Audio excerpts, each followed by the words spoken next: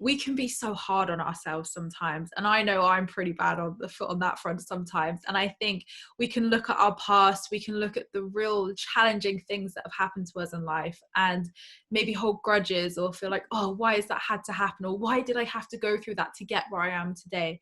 And I think it's about really forgiving yourself for not knowing. And sometimes it's not even like if things have happened to you. Maybe sometimes you've been the instigator of that. Maybe if you regret doing something, maybe if you feel like ashamed of anything you've done in the past, it's again forgiving yourself. Like at any given point in life, we are always doing the best we can.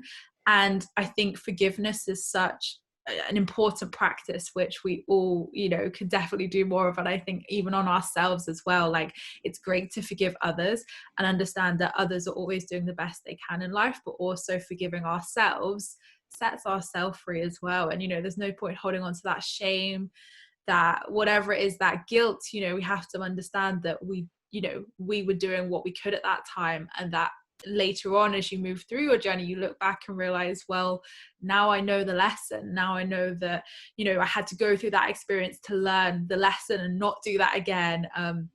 And I think particularly for me, that was debt, for example, with men, of, you know, giving my all to men, giving my power away. You know, I got in £7,000 worth of debt with my first kind of serious ex-boyfriend, and that's how I started my first company. So, you know, I could have blamed myself so easily for that and been like, well, that's your own stupid fault, Emma, for doing that. You shouldn't have been so trusting. You shouldn't have been so kind. But do you know what? I don't think we should ever stop being kind. I don't think we should ever stop trying to help people in, you know, a healthy boundary way. But I had to go through that to learn what not to do in relationships, and to learn who I was as well. Yeah, I find that so interesting as well, because like the whole forgiveness thing, because I always think I mean, in theory, right, it's so much easier to forgive and forget. But in practice, it's actually really hard. Like we seem to build up like an emotional attachment to things that have happened, to stories, to like past experiences. And we find it really hard to let them go in order for us to be able to forgive. So why do you think that is? I think it can be a number of things, really. I think sometimes, you know, if someone's kind of remaining in victim mode as such, it feels good. It's almost like the ego is justifying of like, yeah, that was a really terrible thing that happened. You just sit there in victim mode. And I think sometimes people can use it to almost maybe bypass some healing, or even bypass some acceptance, or even accountability on their own front. And I think I definitely had that. I didn't want to forgive my exes for what had happened. I had the one ex who obviously left me in the debt, and a second ex who was emotionally abusive to me, who then triggered me to have my spiritual awakening, and, you know, left me with more debt, you know, cheated on me. And I had all this rage and anger towards the masculine of like, why did this happen? And twice, you know, I ended up in two really not great situations. And it was easy for me for years to sit there and say, well, it was all their fault. You know, they did that, you know, poor little me, etc. We all run those stories. Our egos love it. But it was actually when I took my power back and realized that you have accountability as well, Emma, of, you know, you could have voiced your truth at any point. You could have got out and walked out of those toxic relationships, but you didn't.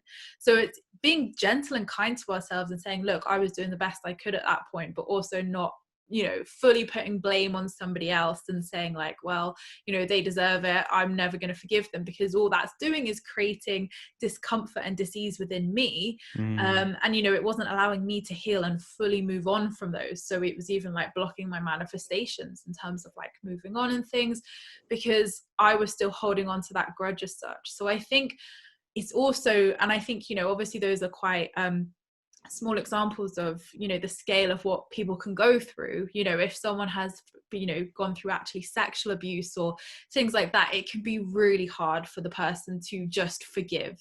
And I see it, you know, a lot of the time. And I don't think sometimes it's just easy of saying, you know, oh, I just forgive them and move on, because it can be real deep trauma sometimes, and, you know, really heartbreaking scenarios as well.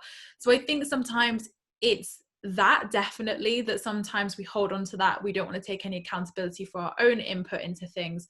Sometimes it can be we just don't want to move on from things. Other times it can be something is like so deeply traumatized within us that there doesn't seem a logical explanation of why someone would do that. And also, I guess it's as well understanding that we are all one, and that even though someone may have done something not nice to you or not great, that hurt people, and it's understanding I guess, the logic behind why someone would do that to another human being. And I think sometimes people see forgiveness as letting someone off the hook, or saying, oh, it's okay, you did that, I forgive you. It's not about letting someone off the hook. It's about actually saying, what you did wasn't right, and I'm not going to let you do that again, but actually, I'm letting this go for my own peace. Yeah, that's such a powerful way of putting it. And it reminds me of like the three kind of principles that I always refer back to, which is recognize, accept, grow, because it's like you have to recognize the hurt that the person has caused, but also maybe the space that they've come from that has caused that hurt. But then to really kind of get past it, it's fine to be able to recognize it, but to really be able to let it go, you need to be able to accept it in a non-judgmental way and be like, look, it's happened. I understand it. It's fine that it's happened to me. It doesn't define me. I can accept that that is part of my life and part of my story up until this point. But until you can really kind of let that idea of accepting and the letting go process take place, you can't really create the space for yourself to grow off the back of it. Yes, you'll experience some growth along the way, but you're not going to kind of really allow that space for the growth to thrive, right?